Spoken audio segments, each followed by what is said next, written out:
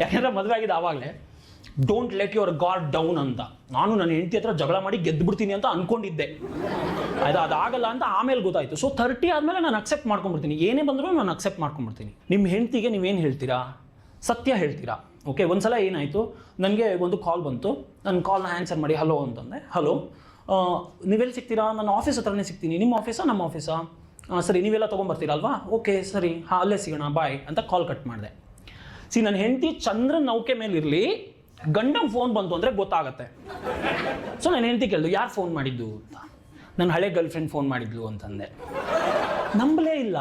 Sir ಯಾವುದೋ credit card ಅವ್ನು ಇರ್ತಾನೆ, ಡಾಕ್ಯುಮೆಂಟ್ ಕೇಳೋಕೆ ಫೋನ್ ಮಾಡಿರ್ತಾನೆ, ಅದಕ್ಕೆ ನೀನು ನೀವು ಸತ್ಯ ಹೇಳ್ತಿರೋ ಸುಳ್ಳು ಹೇಳ್ತಿರೋ ಅನ್ನೋದು ಡಿಪೆಂಡ್ ಆಗಲ್ಲ. ನೀವು ಏನೇ ಹೇಳಿದ್ರು ನಿಮ್ಮ ಹೆಂಡತಿ ನಂಬಲ್ಲ ಅನ್ನೋದು ಕಾನ್ಸೆಪ್ಟು.